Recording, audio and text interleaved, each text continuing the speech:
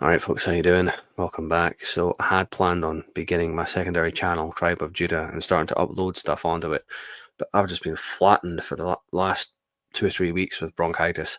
I'm 40 years old now, so when I get hit with an illness, it's not like when I was 18. I'm not invincible anymore. It takes me time to recover, and I've been coughing up crap every day for like 2 or 3 weeks.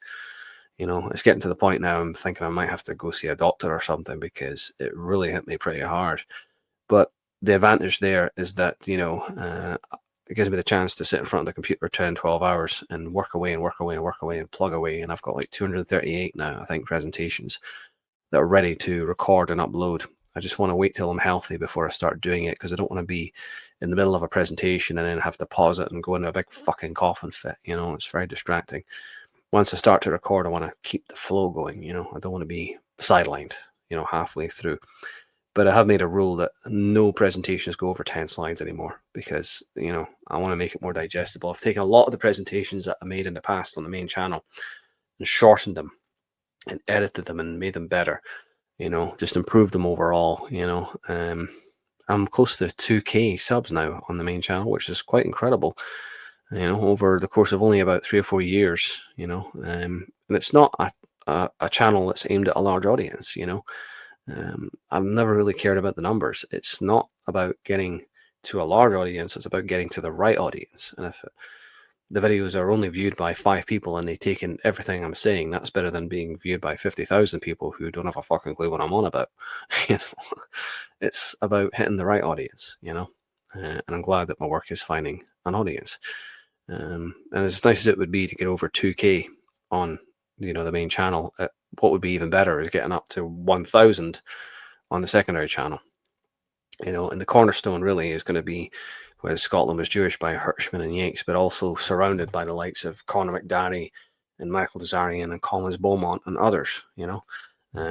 So I'm just plugging away, working away, and coughing away. Thinking about bronchitis, it really sucks. I was looking it up. It takes weeks to recover from this shit, and it really does take weeks. Every morning you wake up, you think, oh, I don't have a cough, and then half an hour later, yeah, oh well, never mind. But the Judeo-Scottish connection is something I think that really needs to be delved into and explored. And I seem to be the only one who's doing it. I mean, Jed was doing it for a while there. It seems to have just gone off it. That's fair enough, People get burned out on YouTube, they don't want to do it forever sometimes, and they have other things going on in their lives, you can get burned out on this shit, I will admit. And it's not for everybody.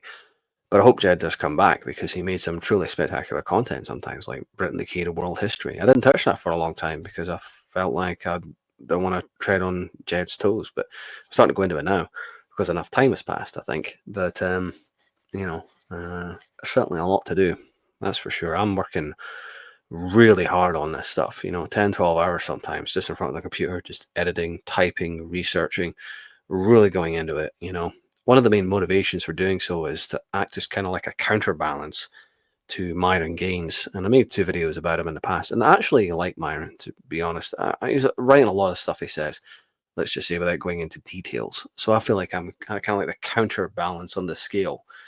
Whereas a lot of the stuff that he's saying, there's the other aspects of them boys, as he would say. Going into Hirschman and Yates talking about, how the Sephardics came from Iberia and France and how they spearheaded a lot of trade and industry here in Scotland, like the medical profession, for example, with Bishop Elphinstone up in Aberdeen. How they missed Edinburgh, I have no idea. Like Robert Sibbald, who established the Royal College of Physicians back in the 17th century. I can't remember the year. The personal physician to King Charles II, buried over in Greyfriars, how the Sephardic Jews were really the ones who spearheaded, the optics industry, the printing industry, especially the medical industry. A lot of the top doctors were Jews, a lot of the trading networks across the Atlantic were spearheaded by Jewish families. So they really focus on the Sephardic Jews predominantly, though to some extent the Ashkenazi as well. Some of these families were Ashkenazi, like the Frasers, for example, from which I'm descended. There was 2 tribes of the Frasers. There was the Frasers of Lovat, and there was the main Frasers. I'm not sure which one I'm descended from, so I could be Sephardic or it could be Ashkenazi. I'm not actually sure, or possibly both, because it was the 2 branches. You know, they go into all that, and the Davidic kings of Scotland, you know, the Stuart dynasty, all this kind of thing. Robert the Bruce is someone I really want to focus on in the future. He was like the first constitutional monarch in the world, Jewish, by the way. You know, so the first king in history to be like popularly elected by his nobles, you know, and ruling with the consent of the nobles was a Jewish king, Robert the Bruce. You know, and how like the National Covenant, that's something I want to get into in the future, written by Presbyterians. You know, Presbyterians were crypto Jews, you know, and how from that you really get the Bill of Rights and the Constitution and all this kind of thing. You know, the United States in many ways is a daughter state of Scotland. You know, that's maybe oversimplifying it somewhat. You know, it's not quite that simple, but a lot of the founding fathers were Scots or Scots Irish, and they were, you know, Presbyterian or descended from the Presbyterians. And what's the Presbyterian faith going back to John Knox? You know, John Knox was Jewish. You know, all this kind of thing. So I feel like I'm like counterbalancing Myron in a lot of ways. You know, I made 2 videos about him in the past. One which was meant very much tongue in cheek. We were talking about his master race superior dog, Border Collie. I mean, Myron couldn't have picked a worse breed of dog. I mean, Border Collies are hyper as fuck. They need mental and physical stimulation. They don't need an owner who's sitting doing 8-hour live streams. They need the opposite. They need somebody who's out playing with them outside for 8 hours. So I hope he's, you know, got Angie there in the background looking after Frank. But you should have picked like a Pyrenees or something like that, a couch potato dog. You picked the wrong breed. You know, I won't disagree with them that Border Collies are great dogs. I don't know about superior dogs, but they're certainly very good dogs. But they're farm dogs. They were a herding breed, you know, so they're not really meant to be sitting around in a flat in Miami for 8 to 9 to 10 hours holding their shit and their piss while their owner goes on and on about them boys and how women are inferior and all the rest, you know. A lot of what Myron says is phallocentric nonsense. You kind of have to sift through it, but, you know, I also view him as a bit, you know, immature and hot-headed. Though I'm a bit of a hothead myself, I have to admit. You know, nobody's perfect in that regard. When I watch Myron, I tend to fast forward through all the, you know, phallocentric crap to what he's saying about, you know, like the history of the United States and JFK and 9/11 and all this, you know, because Hirschman and Yates, you know, really, you know, what they're saying about the Sephardic Jews coming in and into Scotland and benefiting this country enormously. You know, this is the only country in Europe where the Jews have never been kicked out. Scotland. This is the only one, and there's a very good reason for it. Not just with Hirschman and Yates, but when you go further back into Michael Tazarian stuff and Commons Beaumont stuff, talking about how the Jews originated in Britain, and then they left because of a catastrophe, and then they circle back later on. You know, go into all that. You know, even Conor McDaddy's stuff about the connections between the Scots and Irish and the Jews and all the rest.